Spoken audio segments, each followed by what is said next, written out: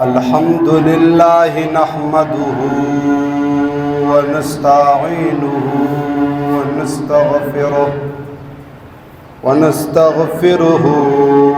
ونؤمن به ونتوكل عليه ونعوذ بالله من شرور أنفسنا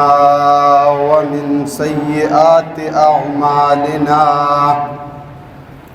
من يهده الله فلا مضل له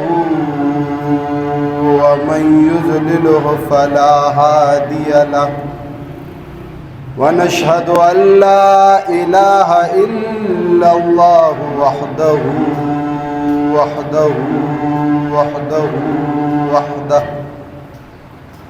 وحده لا شريك له ولا وزير له ولا مشير له وحده لا شريك له ولا ضد له ولا ند له وحده لا شريك له ولا أول له ولا آخر له وحده لا شريك له ولا والد له ولا ولد له وحده لا شريك له ولا أصل له ولا فرع له وحده لا شريك له ولا ضد له ولا ند له أما بعد فأعوذ بالله من الشيطان الرجيم بسم الله الرحمن الرحيم كان الناس أمة واحدة فبعث الله النبيين مبشرين ومنذرين وأنزل معهم الكتاب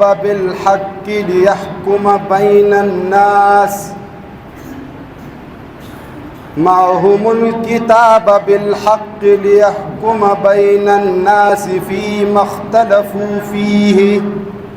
وما اختلفوا فيه إلا الذين أوتوه من بعد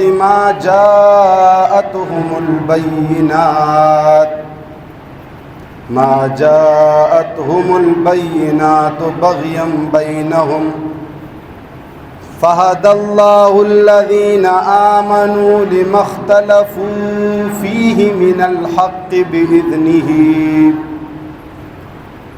والله يهدي من يشاء إلى صراط مستقيم. زما د اورمړو او د ګرد نواه غیر مسلمانانو ما چې دا کم آیت مبارکه ولستلو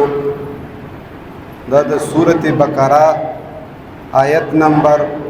213 ده دې کې الله تعالی جل شانه ډېر ښکلی بیان او ډېر ښکلی وضاحت کړی دی او د داسې مسلو وضاحت یې کړی دی چې هغه نن سبا زما او ستا په معاشره کې یو نظریه یو فکر جوړ شوی دی او دا نظریه او فکر سره د علم علما هم وي او موږ او تاسو سره د پوهې دا شی موږ مازغو کې یخی ده خو اصل حقیقت څه دی د دې خبرې نو انشاءالله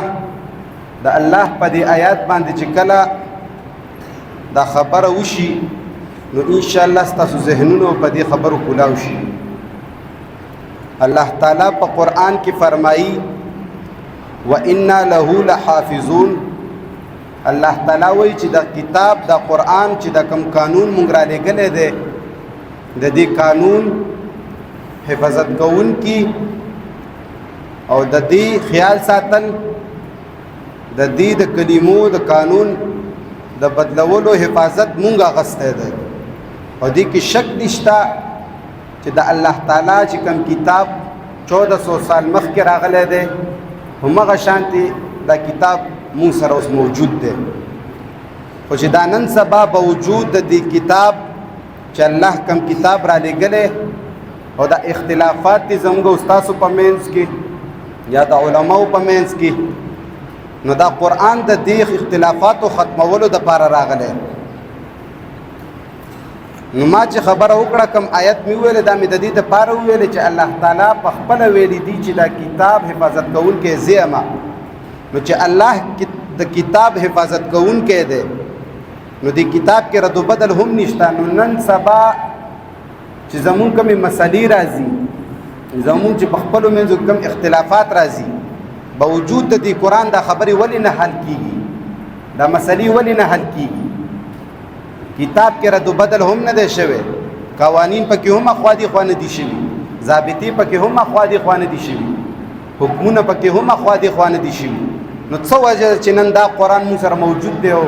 د مسلو حل نه راوځي نو الله جل شانه په دې آیت مبارکه کې وایي کان الناس امة واحدة دا امت چې کوم چې کوم الله تعالی پیدا کړی دی دا یو امتو دی په یو الله باندې ایمان دی یو الله منلو نو څه وجه وه چې په دې منځ کې دا دومره اختلافات راغلو دا دومره خبرې راغلې او دغه شانتي په سورت یونس کې هم الله تعالی جل شانه فرمای آیت نمبر 19 کې وما كان الناس الا امه واحده او نو دا خلق مگر چې یو امتو واحدتن صرف اور صرف یو امتو یو الله منلو نور خدایانی نو خو بیا دا مسالې ولې جوړې شوې دا اختلافات ولې جوړ شول نه الله تعالی د دې اختلافاتو ختمولو دپاره څوک راولېږل او دا بیا د چا ذمہداري شو چې نن سبا به هم ختموي او پخوا هم ختمول نو الله تعالی مخکې کې فرمایي دی آیت کې فبعث الله النبیین نو الله تعالی جل شانه چې کله دا امت پیدا کړو په دې کې اختلافات پیدا شول نو الله جل شانه نبیان راولېږل او دا نبیان د دې دپاره راولېږل چې دې څه شی وکړي دا تپوس به ما او تا د خپل مولا نه کوو د خپل ملک نه به نه کوو د خپل د کلي هوښیار سړي نه به نه کوو همدې قرآن نه به تپوس وکړو چې دا پیغمبران تا رالیږلي او څه دې رالیږلي یې الله نو الله جل شانه فرمایي همدې پسې مبشرین زیری ورکون کی خبر ورکون کی را لګلیو او زیری ورکون کی چاته را لګلیو په دې باندې ځان پویول پکار دي دا نن سبا چې زموږ د معاشري کم عمل دی او کم کردار دی او کم گفتار دی داسې خلکو ته زیری ورکون کو ته الله نه را لګلی د دې چې کم حل دی هغه هم الله را لګلی دی اول به مونږ په دې باندې غور او فکر وکړو چې مبشرین زیری بچاله ورکوي اے مسلمانه د قرآن نه ځان خبر کا په قرآن ځان پوهه کا دا هغه کتاب دی چې دا ستا پیغمبر خپل کو نه الله تعالی هغه منزل مقصود ته ورسولو دا هغه کتاب دی چې ستا صحابه خپل کړلو ځان په پوي کړلو هغه د منزل مقصود ته ورسېدل نو دا څنوي خبره نه ده چې دا قرآن راغلی دی او دا رهنمایي ولې نه کوي ته چې کله د پخوانو خلکو تاریخ ته وګورې نو هغوی هم دغه شانتې الله احکام ورته راغلي وو خو د الله په احکامو ځان نه پویولو صم بکم عمی والا حالات یو باقاعده به دا حق هم کتلو باقاعده به دا حق اوریدلو هم باقاعده به پې پوهېده هم خو نن سبا د هغه مشرکینو او د کفارو حالت زموږ استاد مسلمان هم دی کاڼو هم یو ړانده هم یو ګونګیان هم یو حق ګورو ویلی نشو، حق باندې پوی او چاته وینا نشو کولی د هغې متعلق. بار معاشره پرېږده په خپل کور کې هم ته حق خبره نشي کولی، ولې چې زما او ستا معاشره دې حد ته رسېدلې ده چې اوس د حق خبرې د تسلیمولو هېڅوک نه دي پاتې. به هر حال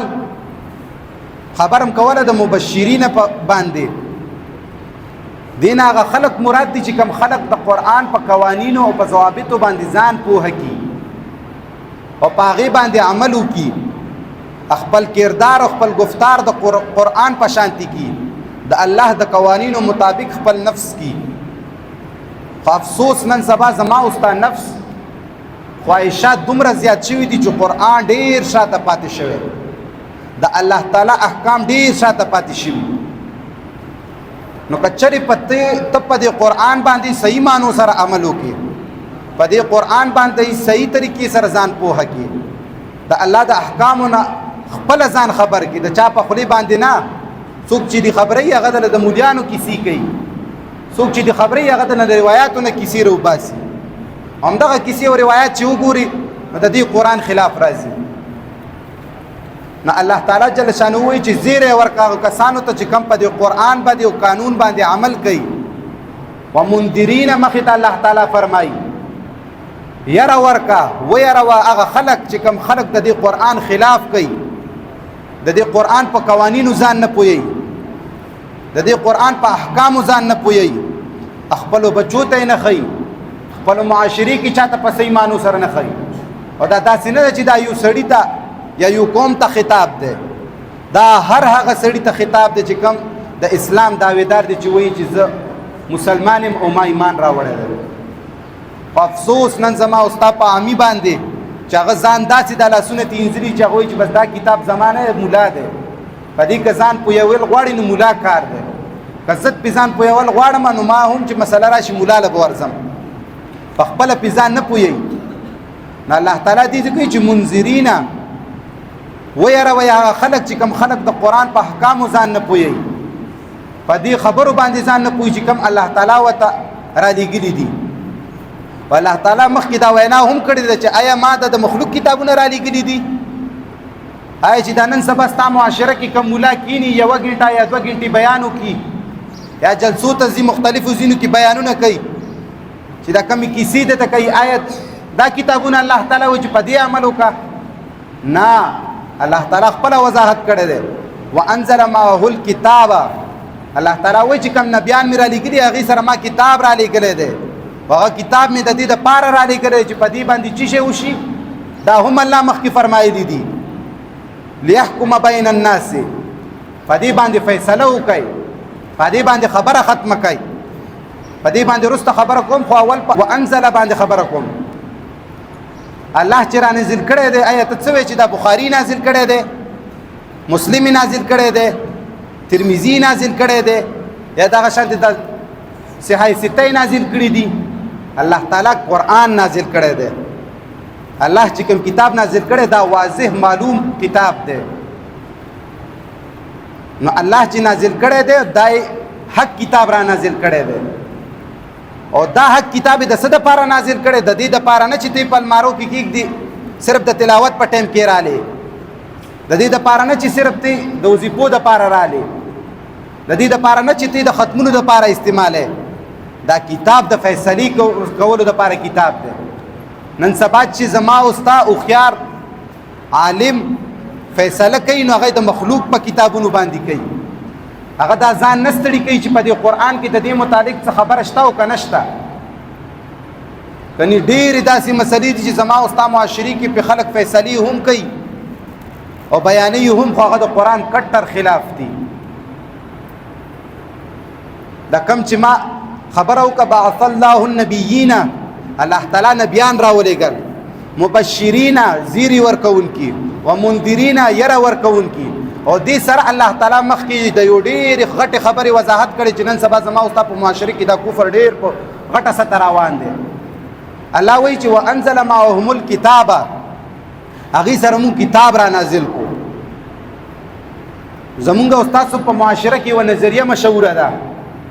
دې خبرې ته غور وکړي. اوس چې دا کم د مجوسو ذهنونو والدي دا خبرې چې واوري بیا به په دې باندې هم خبرې کوي چې دا وګوره داسې خبره وکړه داسې خبره وکړه او د تنو کول پکار او داسې زمانم چې زه طالب یم زمانم چې زه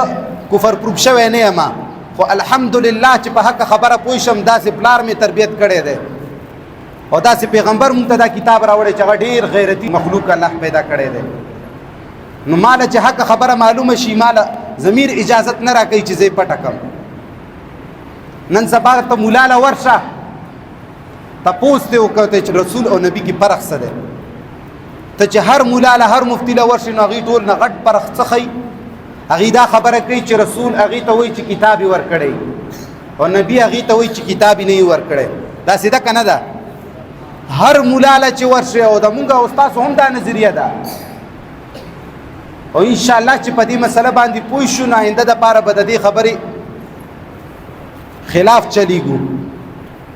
نو الله جل شانه په دې آیت مبارکه کې ښکاره کړی چې رسول څه ته وایي او نبی څه ته وایي.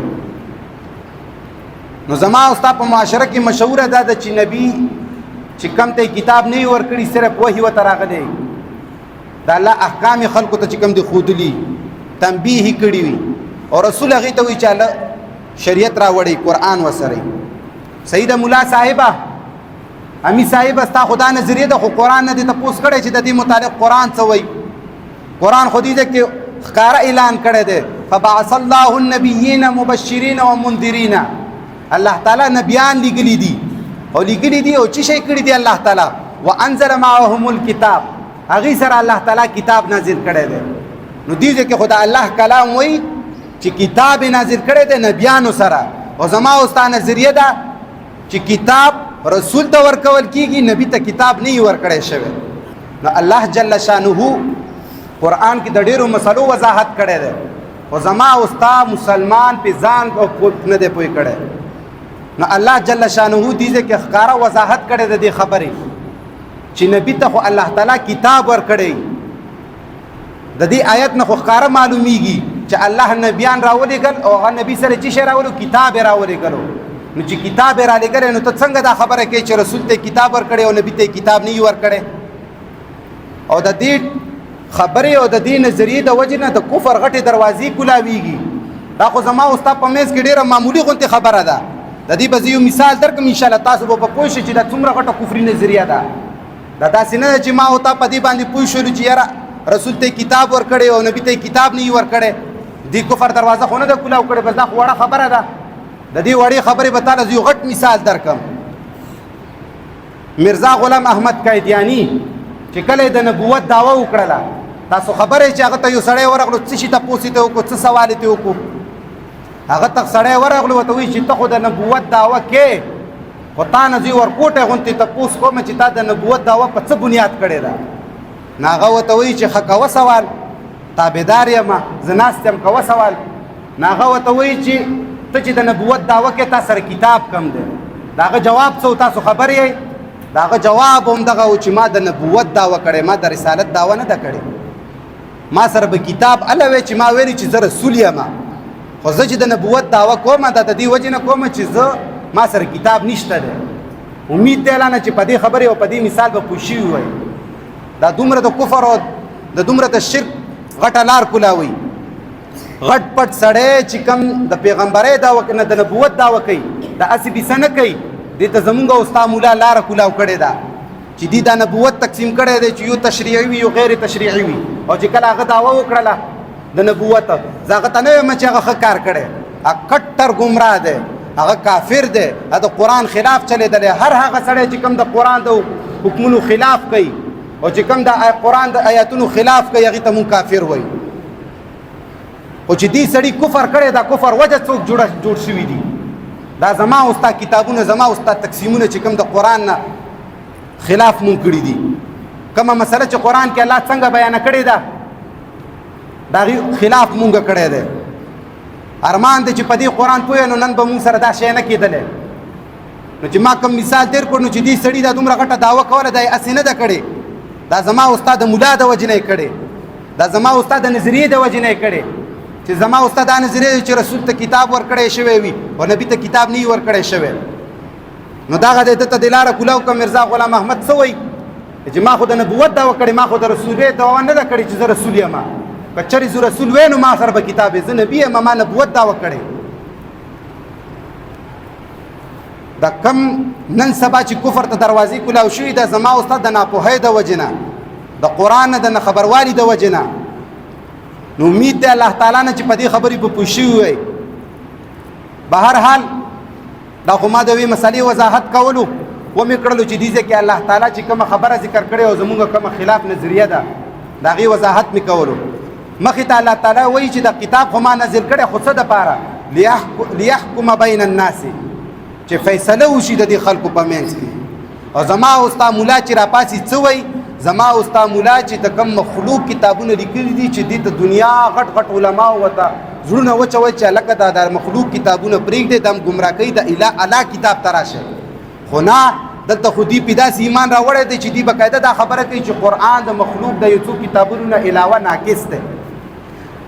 خو چې ناقص دی او چې د کومو کتابونو د وجې نه ورته وایي راشه د هغه حالت دی وګوره چې څه وایي دا لیحکمه پورې زه خبره کومه لیحکمه چې الله وایي چې فیصله وکړي او زما او ستا ملا څه وایي الاختلاف امتی رحمت روایت ته چې اختلاف زما د امت چې شی دی رحمت ته اے مولا صاحب ته چې اختلاف ته رحمت وې نو دلته کې الله جل شانه ولي ویلي چې لیحکمه دا قرآن دا کتاب ما دې دپاره رالیږلی چې فیصله وکړي دا نبي ما دې دپاره رالیږلی چې فیصله وکړي آیا ته د الله نه ډېر ښه پوهېږي چې ستا په کتابونو کې دا راځي چې الاختلاف امتی رحمت دا زما استاد مخلوق د کتابونو حال دی چې الله تعالی وایي چې دا کتاب ما دې دپاره رالیږلی چې فیصله وشي او زما او ستا مخلوق کتابونه وایي چې اختلاف د امت دا چې شی دی رحمت دی ښه رحمت دی ستا د کتاب مونږ منو ستا کتاب خبره لیکلې ده بالکل صحیح خبره لیکلې ده خو همدغه کتاب کې بل ځای کې د ابن مسعود رضی الله عنه نه روایت دی چې هغه وایي چې الاختلاف عذاب اختلاف چې کوم دی عذاب دی او بل ځای کې الفاظ لږ بدل شوي دي هغه وایي چې الاختلاف شر اختلاف چې کوم دی شر دی نو دې سره بس کې دا به په کم تاخ کې اچي چې ته وایې چې رحمت ته اختلاف د امت او الله تعالی هلته کې وایي چې لیحکم بین الناس چې فیصله وشي په څه کې فی مختلفو چې په هغې فی مختلفو چې په څه شي کې هغې اختلاف کوي او بل ځای کې خپل کتاب کې لیکي د مخلوق کتاب چې کوم نه ته وایې چې دا الله کتاب د دې کتابونو نه علاوه ناقص دی نو هغه دې په یو ځای کې وایي چې اختلاف د امت رحمت دی او بل ځای کې عبدالله بن مسعود نه روایت دی چې هغه وایي چې اختلاف د امت عذاب دی او بل ځای کې وایي چې اختلاف د امت شر دی وساریان په دې پاتې وي چې ته کوم کتاب ته دومره غټه درجه ورکې چې نن سبا په هغې څوک خبره وکړي ډایرکټ ورته کافر وی ډایرکټ ورته مشرک وی ډایرکټ ورته مرتد وی صحیح ده ورته ووایه ولې چې تا درجه دومره ورکړې ده صحیح ده کافر ورته ووایه صحیح ده مشرک ورته ووایه ستا خوښه ده ځکه چې ټاپې خو تا سره موجودې دي که نه خو د دې خبرو به څه جواب کې د دې روایاتو به څه جواب کې چې په خپل کتاب کې دې تضاد موجود ده د الله جل شانه خو داسې کتاب را لیکلی دی چې ستا مشرکانو ته به الله تعالی چې کله به تپوس وکړو چې دې کتاب د حقوالي دلیل څه دی نو الله تعالی پیغمبر ته وایي چې دې ته حکم وکړه چې ته دا کتاب په حقه نه شمارې خو نرشه د دې کتاب مطابق یو کلام راوړه که نه د دې په شانتې یو آیت خو راوړه که نه د دې په شانتې یوه کلمه خو راوړه که نه دا هغه کتاب دی چې په دې کې تضاد نشته په دې کې چې کوم دی تناقض نشته په دې کې داسې نه چې په یو ځای کې یوه خبره ده په بل ځای کې بله خبره ده ستا کتابونو کې دا حالت دی چې یو ځای کې وایي چې اختلاف د امت رحمت دی او بل ځای کې وایي چې اختلاف شر دی بل ځای کې وایي چې اختلاف کوم دی عذاب دی اے ملا صاحب خلق دی ګمراه کړه او بعضې ملیان پکې دا خبره هم کوي چې دا خبرې د عوامو ته نه دي کول پکار ځکه چې عوام په دې خبرو څه ضرورت دی بس مسلې ورته کوئ نو مسلې ورته کوئ نو چې دا نن سبا دا خلک راپاسي او چې دوی دا دعوه کوي چې زه نبي یم او رسول نه یم ځکه چې ما سره کتاب نشته دی دا دلیل ګرځئ نو سبا به هم دا خو د نوی مخلوق خو نه هم دغه په انسانانو کې عامو انسانانو کې راغلی دا په دې مسلو باندې چا نه خبر کړي که او چې کومو خلکو یې تابعداري کوله او کومو خلکو مشر هغه په دې مسلې چا پوه کړي نه و که نه هغه چې په دې مسلې باندې پوه وې نه هغه چې کله دعوه وکړه نو هغې به ډایرکټ خلاف کړی چې قرآن کې خو داسې خبره ده دا خو په زول خبره چې څوک دا وایي چې نبي ته کتاب نه وي ورکړی بس هغه رسول دی چې کوم ته کتاب ورکړي هغه رسول دی قرآن نه خبره یو او چې قرآن نه خبره نو دی خلکو موږ نشو گمراه کولای او دا خلک هم نشو گمراه کولای چې د کم د دې فالوور وي. بهر حال خبرم کوله چې الله تعالی دا کتاب د څه دپاره را لېږلی دی؟ د فیصلې دپاره را لېږلی دی. او زما استاد مولا نن سبا په چی شي فیصله کوي؟ په فقه باندې فیصله کوي. خپل کتابونه دي، خپل فنون دي، خپل علوم جوړ کړي چې په هغې باندې فیصله کوي. چې ونې خبره راشي په هغې باندې مناظرې کوي، مجادلې کوي، بحثونه کوي. بحثونه پې ولې کوي؟ کېنه قرآن باندې تدبر ولې نه کوي؟ تا ته خو الله تعالی په قرآن کې حکم کړی چې په قرآن تدبر وکړه. چې کومې مسلې کې د اختلاف راشي په قرآن پاڼې پاڼې واړوم دې کې درته میلاوېږي. او چې دا نن ته قرآن ناقص شمارې د دې وجې نه یې شمارې چې کتاب باندې نه یې پوه شوی، د الله په حکمونو باندې نه یې پوه شوی. بهر حال نو الله تعالی چې دا کتاب را لېږلی د څه دپاره را لېږلی؟ چې دې کې فیصله وشي په منځ د خلکو کې. او په څه کې فیصله وشي؟ په هغه خبرو کې چې کومو خبرو کې د عوام، د خلک، د علما، د مفتیان اختلاف کوي. مختلف مذهبونه جوړ کړي دي، مختلف رایګانې ورکړي دي.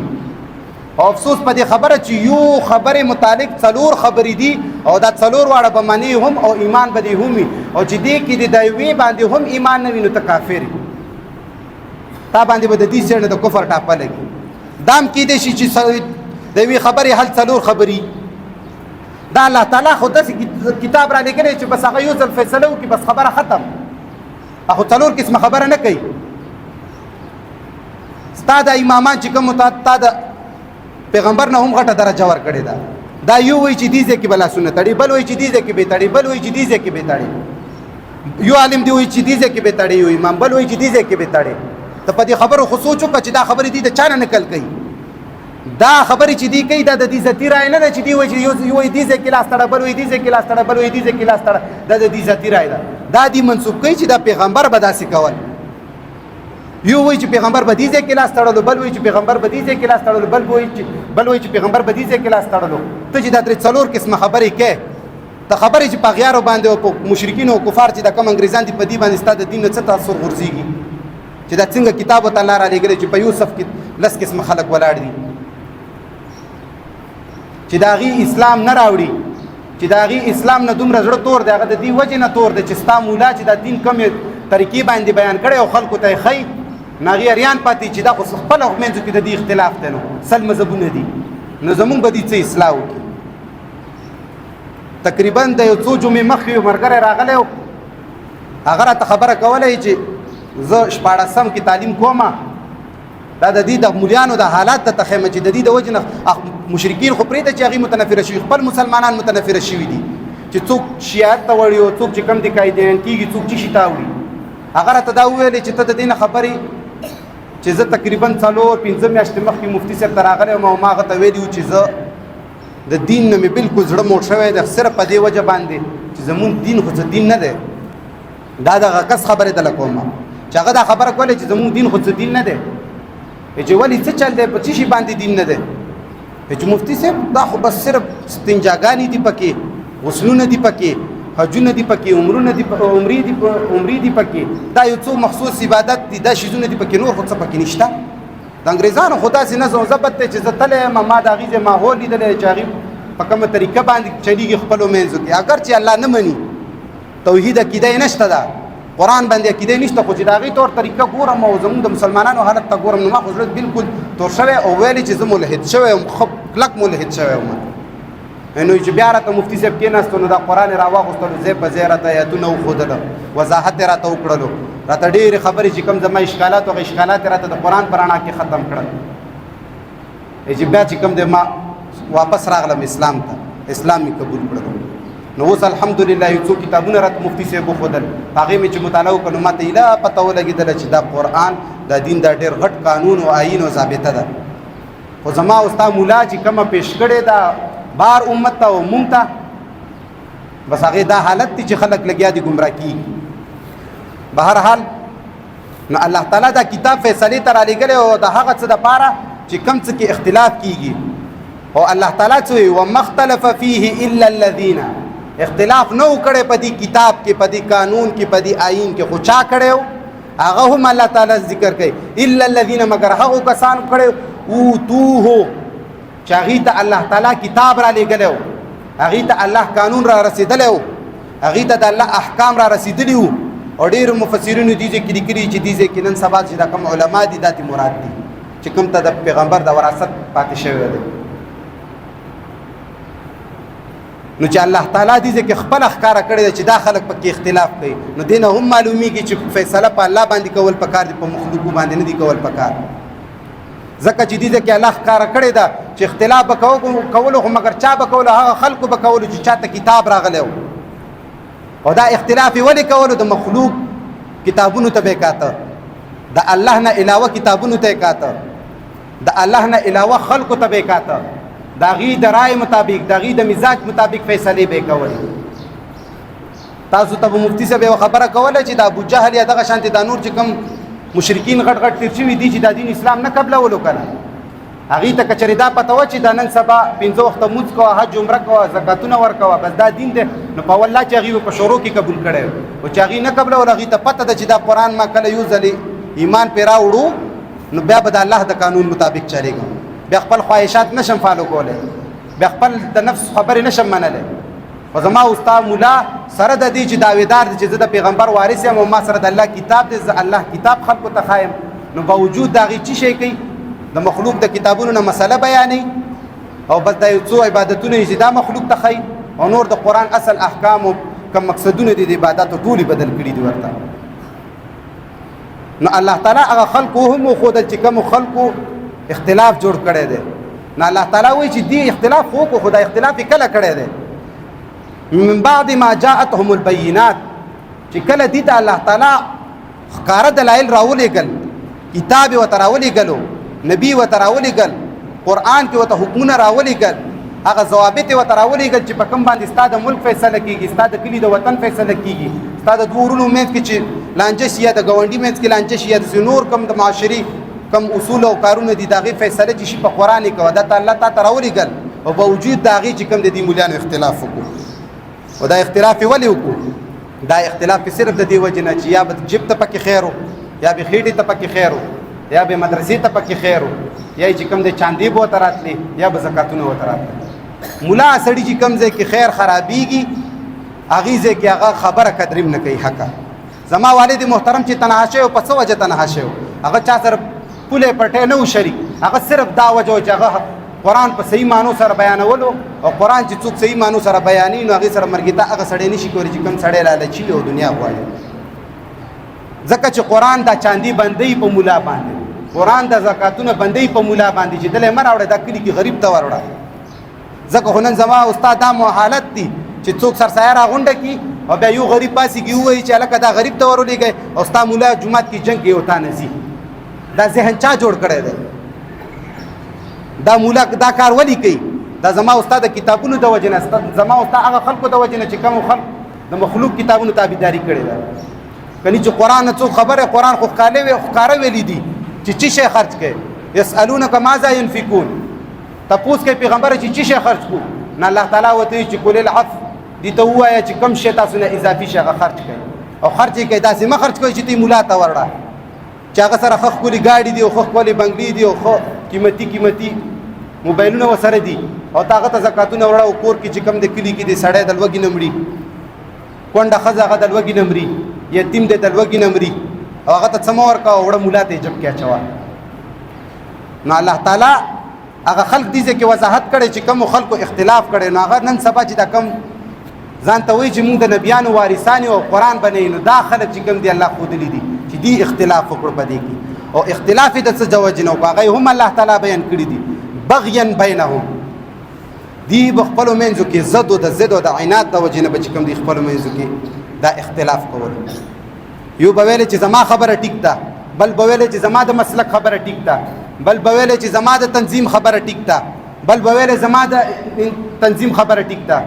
بل به ویلی زما د امیر او د شیخ او د مفتی خبره ټیک ده، بل به ویلی چې زما د امیر او د شیخ او د مفتی خبره ټیک ده. نو هغې د وجې نه نن زما او ستا په یوسف کې 10 قسمه خلک ولې ولاړ دي؟ دا صرف د دې وجې نه ولاړ دي چې هر سړی بس یو تنظیم پورې ځان تړلی او د هغې مطابق چلي. نو الله تعالی دې ځای کې واضحه کړه چې دا خلک چې دا کم اختلاف کوي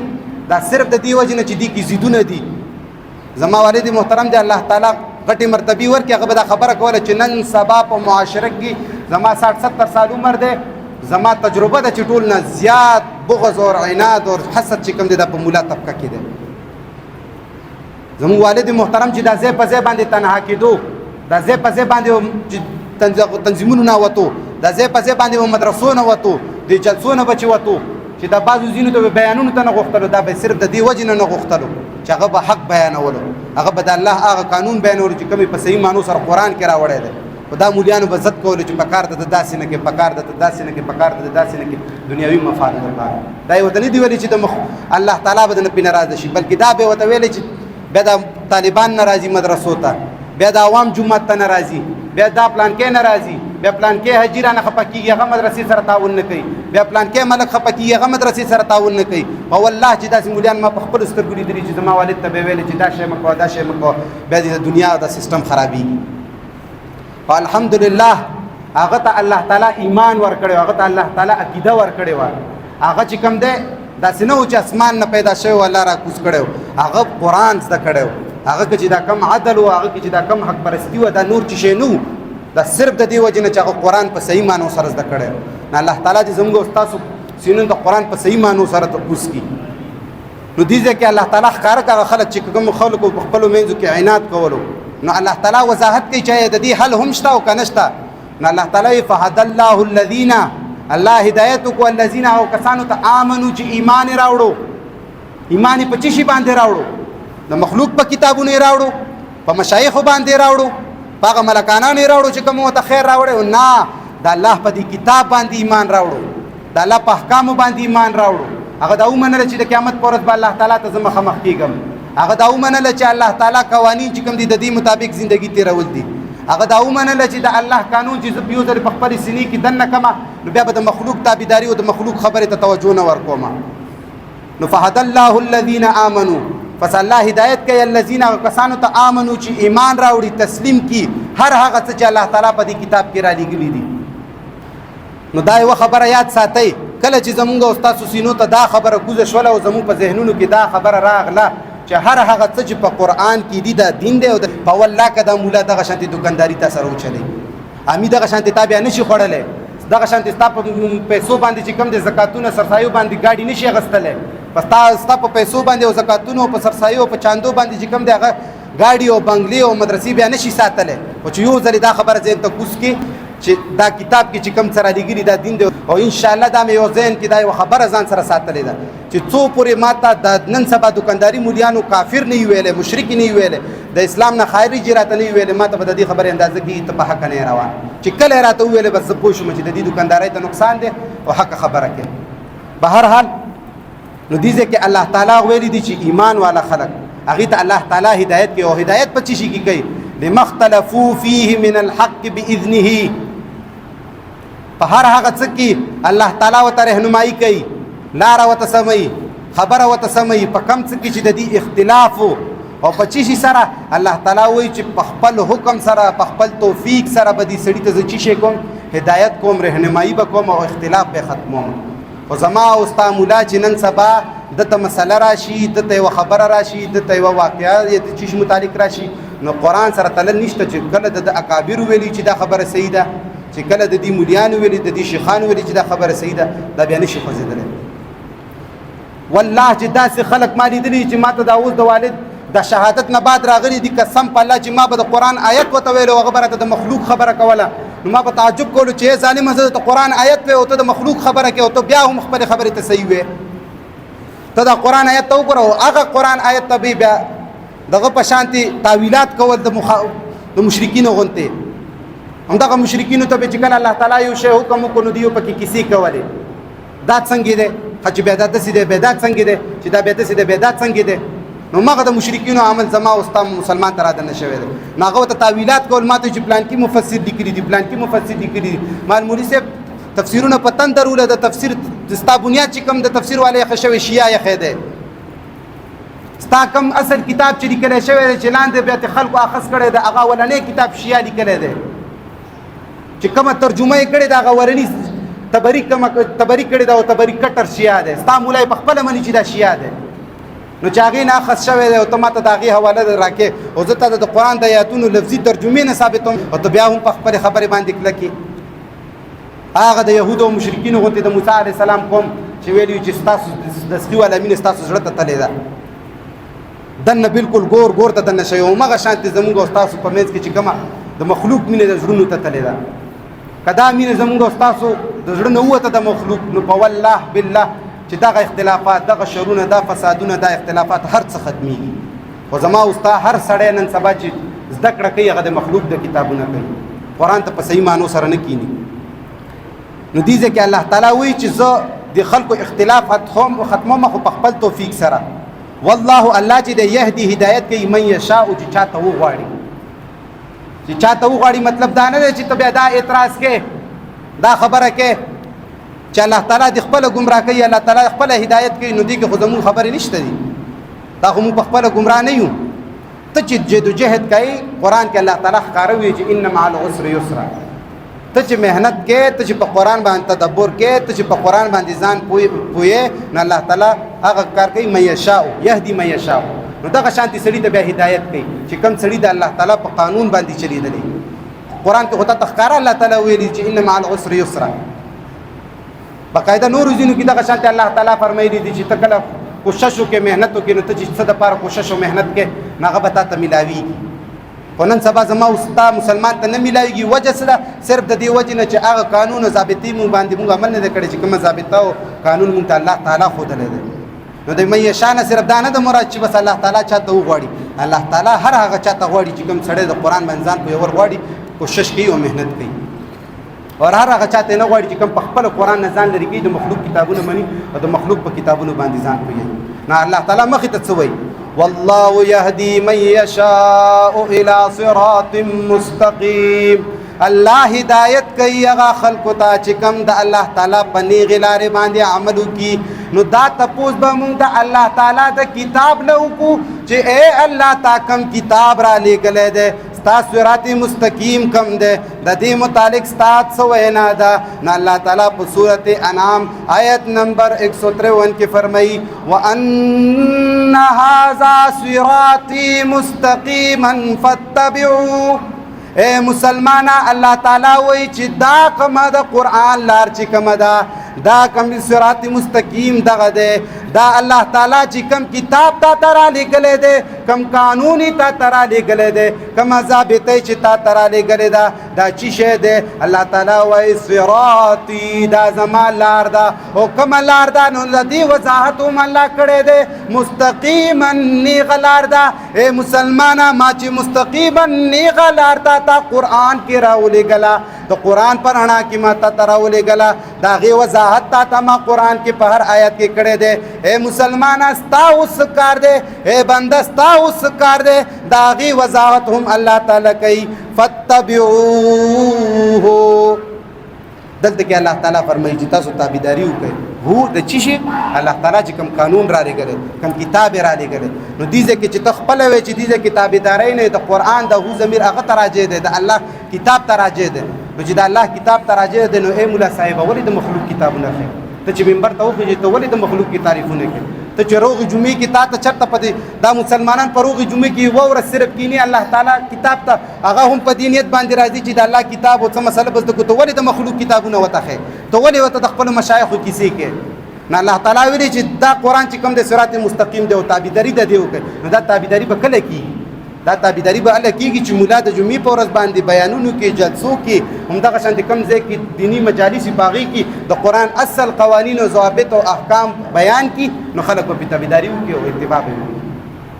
او چې ته پاسېږې دې ځای کې د خپلو اکابرو او د خپلو مشایخو کیسې کوې، نو خاورې به څوک په دې باندې عمل وکړي؟ په څه شي به تابعداري وکړي؟ د څه شي اتباع به وکړي چې ته کوې د کیسې د مخلوق ورته؟ همدغه شانتې الله تعالی په بل ځای کې فرمایي، په سورة الزخرف کې الله تعالی فرمایي آیت نمبر 43 کې فاستمسک بالذي اوحي الیک. الله تعالی وایي کلک ونیسه. څه شی ونیسه؟ کلک ونیسه. اوحي الیک چې هر هغه څه چې تا ته الله تعالی وحي کړی ده. انک علی صراط مستقیم، انک یقینا ته چې په صراط مستقیم باندې. نو پیغمبر په څه شي باندې و؟ کم کتاب خپل کړی و؟ هغه چې خلکو ته بیانولو کم کتاب بیانولو؟ هغه به چې فیصله کوله په کم کتاب به کوله نو چې هغه فیصله په قرآن باندې کوله او هغې ته الله تعالی صراط مستقیم ویل نو ته ولې د مخلوق کتابونو ته خلک راغواړې ته ولې خلک خپلو مشرانو نه متاثره کې ته ولې د خپلو اکابرو کیسې خلکو ته کې ته د قرآن خلکو ته ولې نه بیانې ته د قرآن اصل مقصد خلکو ته ولې نه بیانې خو افسوس زما او ستا امی باندې چې دا په دې خبرې خوب پوهېږي چې دا سړی کم لګیا دی دا د مخلوق خبرې کوي د قرآن صحیح معنو سره نه بیانې نه پې چانده بندي نه پې سرسایي بندوي نه پې زکاتونه بندوي په والله چې په کومه ورځ باندې تا پې بنده کړي او دا دې بیا ورته وویلې چې ته قرآن خو نه بیانې ته خو چې جمعې په ورځ کې خالص د مخلوق د کتابونو خلکو ته بیان کې خپل د کابیرو کیسې خلکو ته بیانې نو په والله چې د قرآن باندې تدبر شروع نه کړلو او دا قرآن په صحیح معنو باندې خلکو ته ونه خود بیا زمانون بدل کړ بهرحال نو الله تعالی دې ځکه قرآن ته صراط مستقیم ویلی دی او الله تعالی ما تاسو ته وویلی چې الله تعالی داسې کتاب را لېږلی دی چې په والله دا د هرې خبرې حل لري دا د هرې خبرې د هرې مسلې حل لري دا نن سبا چې زما او ستا مولا ته کوم کتابونه جوړ کړي دي کوم علوم یې جوړ کړي چې هغې ته اصول فقه وایي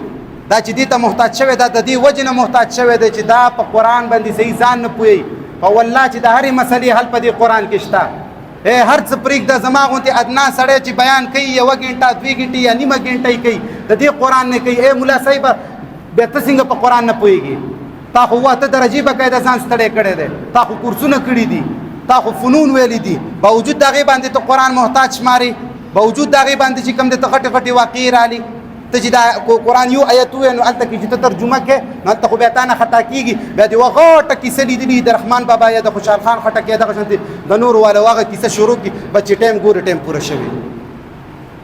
په قرآن ځان ستړی که دا قرآن باندې چې څو پورې تا ځان نه ستړی کوې په والله که د عوامو اختلاف ته ختم کړي په والله که د معاشري اختلاف ته ختم کړي په والله که د خلکو اختلاف ته ختم کړي او زما او تا د ملا دا حل دی چې دومره غټې درجې مو ورکړي دي دا یې څو ورځې مخکې اوس هغه د په وزیرستان کې دماکه شوې ده او چې کوم ته خلکو د خدایتوب درجه ورکړي چې تپوس یې کول ورته وایي چې هغه چا نه تپوس وکړه چې کوم چا کړی دی نو ته خو خپلو مفادو دپاره خلک باقاعده بوځي اسمبلۍ مخې ته یې کښېنئ ته خو غټ غټ جلوسونه وباسي چې خپل مفاد دي چې خپله خبره یې د کرسۍ خبره دي غټې غټې جلسې کې روډونه بند دی او نن چې وزیرستان کې معصومه ماشومان وژل شوي دي شهیدان کړی شوي دي هغې ته دا خبره کې دا چا کړي دي هغې نه تپوس کوه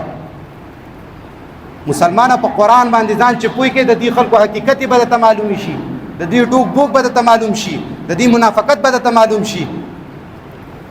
بهرحال ما چې دا خبره کوله